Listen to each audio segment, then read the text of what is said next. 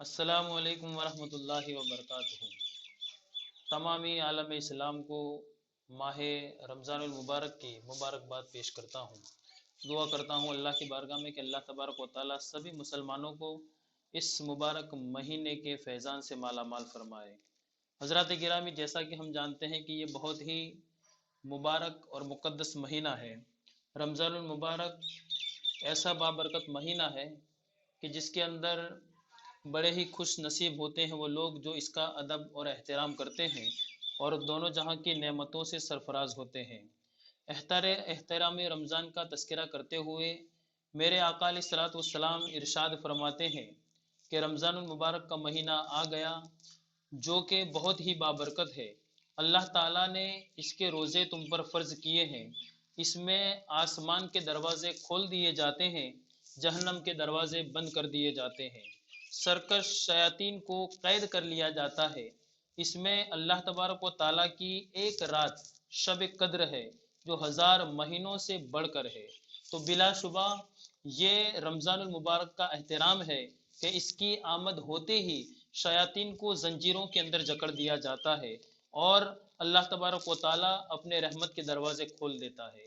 تو حضرات گرامی، مسلمان اگر اس مبارک مہینے کا احترام کرے، اس کی تعظیم کرے اور اس کے اندر اللہ تبارک و تعالیٰ کی عبادت کرے تو واقعی طور پر اللہ تبارک و تعالیٰ مسلمانوں کو اس کے فیضان سے مالا مال فرمائے گا۔ آئیے میں آپ کو ایک واقعہ رمضان المبارک کے احترام کے حوالے سے میں آپ کو بتاؤں کہ رمضان کے احترام سے اپنے آپ کو مالا مال مسلمان تو فرماتے ہیں، لیکن اگر اس مبارک مہینے کا احترام اگر کوئی غیر بھی کرتا ہے تو اللہ تبارک و تعالیٰ اسے بھی کامیابی عطا فرماتا ہے، اسے بھی اس کے فیضان سے مالا مال فرماتا ہے۔ بخارا میں ایک مجوسی یعنی آگ کی پوجا کرنے والا رہتا تھا۔ ایک مرتبہ وہ رمضان میں اپنے بیٹے کے ساتھ مسلمانوں کے بازار سے گزر رہا تھا۔ اس کے بیٹے نے کوئی چیز اعلانیہ طور پر یعنی ظاہراً سب کے سامنے کھانی شروع کر دی۔ مجوسی نے جب یہ دیکھا تو مارے غیرت کے شرم کی وجہ سے اس نے اپنے بیٹے کو ایک تماچا رسید کر دیا اور اسے ڈانٹتے ہوئے کہا کہ رمضان المبارک کے مہینے میں تمہیں مسلمانوں کے بازار میں کھاتے ہوئے شرم نہیں آتی؟ تو تمہارے اس عمل سے مسلمانوں کی دل آزاری ہوتی ہے، نیز رمضان المبارک کی عظمت کی پامالی بھی، اس لیے آئندہ پھر کبھی ایسی حرکت نہ کرنا۔ حضرات گرامی، وہ بیٹا باپ کی بات ماننے والا تھا اور باپ کی اطاعت کرنے والا تھا، تو بیٹے نے باپ کی بات سن کر ابا جان سے سوال کیا کہ اے ابا جان، آپ بھی تو رمضان میں کھاتے ہیں؟ تو والد صاحب نے جواب دیا کہ بیٹا میں کھاتا ضرور ہوں مگر اپنے مکان میں چھپ کر کھاتا ہوں، مسلمانوں سے چھپ کر کھاتا ہوں، ان کے سامنے نہیں کھاتا۔ اگر اس مبارک مہینے کے اندر اگر میں ان کے سامنے کھاؤں گا تو اس مبارک مہینے کی بے حرمتی ہوگی اور ان کی دل آزاری ہوگی، جس کی وجہ سے میں کھانا چھپ کر اپنے گھر میں کھاتا ہوں۔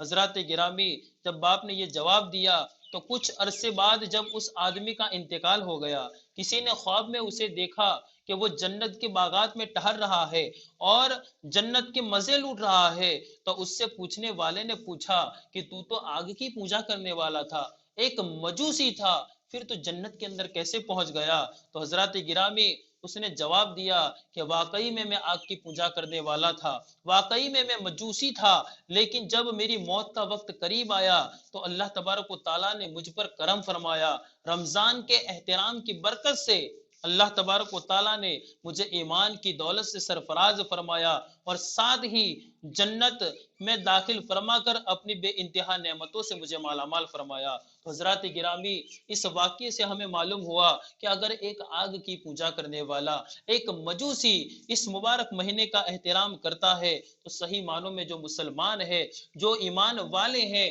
اور واقعی طور پر اگر مسلمان ہو کر اس مبارک مہینے کا احترام کریں تو सही मालूम है अल्लाह तबारक व ताला मुसलमानों पर कितना बड़ा करम फरमाएगा।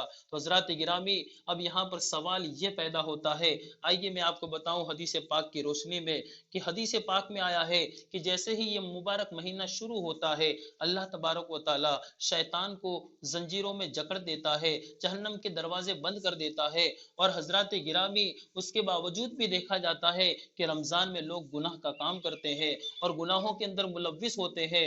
तो हदीस पाक के तहत इसका जवाब देते हुए उलमाए किराम फरमाते हैं, ये उलमाए किराम फरमाते हैं कि हकीकत में इब्लीस अपनी जुर्रियतों के साथ कैद कर दिया जाता है। अब इस महीने में जो कोई भी गुनाह करता है वो अपने नफ्स से अम्मारा की शरारत की वजह से करता है, कि शैतान के बहकाने से। इसलिए हदीस पाक अपनी जगह बिल्कुल साफ और वाजे है कि आदमी को चाहिए कि गुनाहों की शामत से डरता रहे, ताकि हर मौके पर उसके ईमान की और उसकी हिफाजत होती रहे।